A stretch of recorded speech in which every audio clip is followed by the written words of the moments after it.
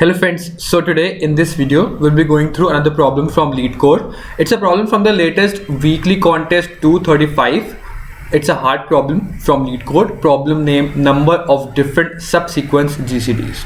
This problem statement is not too difficult to understand, but understanding the constraints will lead you find out the answer in this very simple form. The problem statement states that you are given different numbers and the GCD is the common, like the greatest common divisor of all the numbers, which is like an HCF. Now what you have to find out is you can take out any subsequence of this array. Subsequence means that you can take out any subset, okay, of this array, such that you have to find out a different possible number of different GCDs you can form with all the non-empty subsequences of nums array.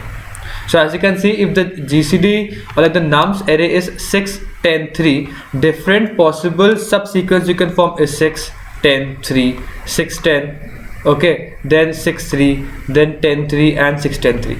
Then the different GCDs, all of these sequences is this 6, 10 and so on. Now different GCDs, so 6, 10, 3, 2 and 1. So there are 5 different GCDs. So if they're repeating, then we don't have to care about that, but different GCDs. Now you might be thinking that it might require some DP approach, but the problem statement lies in that the nums is up to 10, like nums is 2 into 10 to the power 5. Now what you can understand from this is like you can iterate over, or you can find out the answer in like log n, n log n and so on. So now you can easily iterate over nums of I. So nums of I is 2 into 10 to the power 5, which means that the maximum GCD which you can get, like the GCD cannot be greater than this number. So it means that you can iterate over all of the numbers from 1 to 2 into 10 to the power 5 and find out whether this GCD, this number is a valid GCD or not. If it is a valid GCD, then increment the answer or not. Now how you can find out whether this is a valid GCD or not? What you can do also here, because nums is up to 10 to the power 5, 2 into 10 to the power 5, you can make a first of like an array of this size and then mark out all of the numbers which are present in this, like in the nums array, in this boolean array. So you can form a boolean array of 2 into 10 to the power 5, okay, and then what you'll do, you will mark out that whether this number is present in this array or not. So let's assume that 2 is present. So this is 1, 2, 3, 4, 5 and 6. Okay, so let's assume that 2 is present, 4 is present, 3 is present. Okay, so now 2, 3 and 4 are present. So you have marked out all of the numbers in this GCD array and rest of them are zeros. Now what you can do here is, because if you know that to form a GCD of 1, or let's assume that if you want to form a GCD of 2, then 3, like if there is a 3 in any of the sequences, like if you choose out any subsequence and it has 3, then obviously that will not fruitfully form a answer or a GCD which will be equal to 2. I hope you get the point. So for forming a GCD equal to 2, all the numbers which you have in the subsequence which you can take out should have 2, which means that let's assume that if I take out 2, then 2 will have a subsequence. Like if I have 2 in a subsequence, then obviously because if any number is there which is like 1 or 3 or 4, then obviously that will lead down to some of the possible GCD, which is fine. But let's assume that if I have the numbers 2 and 3, then it will definitely lead down to GCD equal to 1 only. So if I have like numbers equal to 2, 4, 6, 8, all of these numbers, when we do a GCD, it will boil down to 2. But let's assume that I have numbers like 4 and 8. Now 4 and 8 numbers do not boil down to GCD of 2. So it means that this is a problem. You have to jump, like what you can do here is, if you want to find out that whether, so all the numbers which are multiple of 2 can only form GCD equal to 2. I hope you get this point. So all the numbers which are a multiple of 2, if you take them into account, they can only form a GCD of 2, but not all subsequences which are a multiple of 2 can form GCD 2. So as you can see, if I have 4 and 8 in my set or in my sub array, so though both of them are multiple of 2, but the GCD is equal to 4 of this.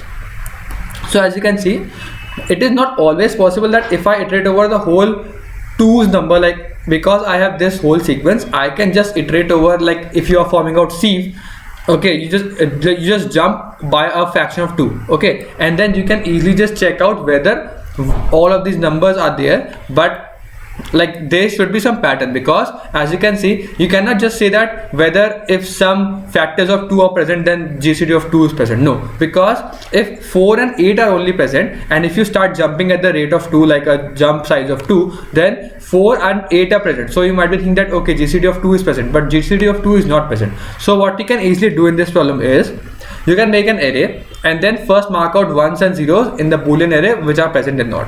Okay, now if you want to make a GCD of 2, then you can easily just check that whether that number is present. If 2 is present, then the GCD of 2 is obviously present, because you can just take out that subsequence of consisting of that number, and that is possible.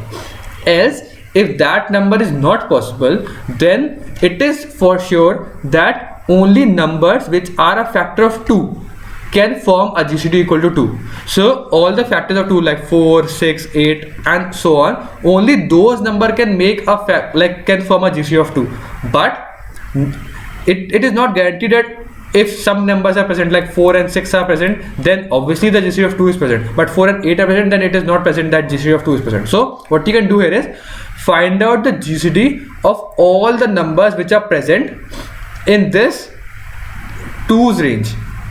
So it means that if I want the GCD of 2, then it is just beneficial to take out the GCDs of all the multiples of 2's which are present in the array. If they all give a GCD of 2, then obviously if I take down all the numbers, then it will give me a GCD of 2. If any of the numbers are not giving the GCD of 2, then the answer is no. So what you can easily do in this problem is iterate over every number and then jump.